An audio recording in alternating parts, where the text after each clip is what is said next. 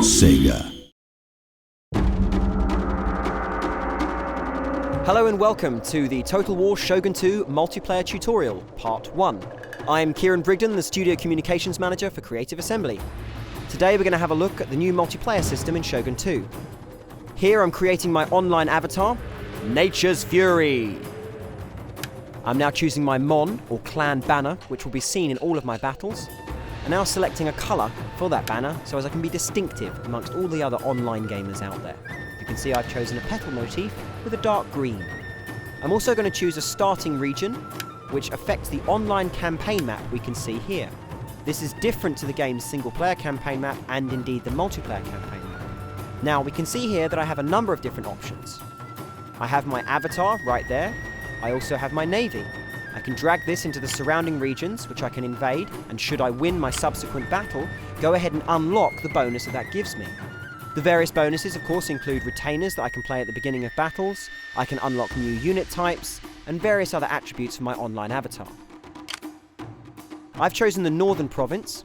I can now select to have a match-made battle, fight against an opponent of equal skill, or indeed I can enter into the battle list, which is the number of games running right now. I'm going to choose the battle list.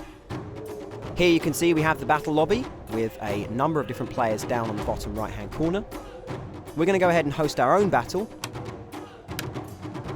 On the right hand side I can choose the level I'm going to play on. Of course I can choose whether there are key buildings present, what time of day it is, or indeed the spring, summer, autumn and winter season. I can also crucially choose the number of funds that are available, limiting the army sizes that can be used in this match. Now we're hanging on a moment and you'll see, there it is. One of my friends has just joined the game.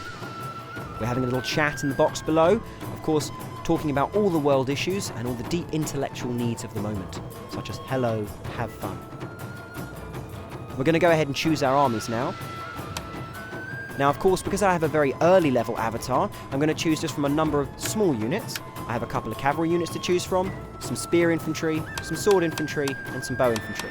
You'll see the others are locked with padlock symbols. They'll become unlocked as I successfully unlock them on the campaign map we saw earlier.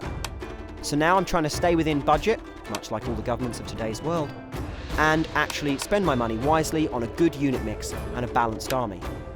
So I'm pretty much ready to go now, so's my opponent. We tick ready, and we're going to be moving into our online battle. So here we are on the battle map that I've chosen with the time of day and the seasons. You'll see there are a number of capturable buildings in the battle map itself. These can all be taken in real time and they apply bonuses across my entire army.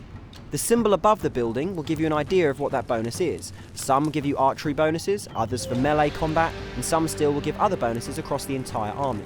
You should choose what you capture carefully. After an initial setup phase, we go ahead and engage. As the battle begins, I move my ranged units forward into a very good forward position and fire down upon the prone gunpowder units of my opponent. Although he has stronger weaponry, I have a better position. And, with a well-timed arrow volley, followed by a horse charge, I destroy his flank and roll up his low-level army.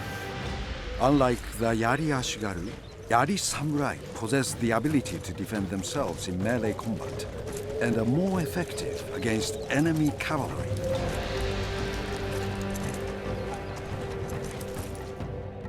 So having unlocked that new unit type, I've also gained myself a rank and a new veteran unit that I will name the Spitting Cobras, in line of course with my Nature's Fury tag. We've gained a couple of points of XP and of course unlocked some special bonuses due to the way that we fought the battle.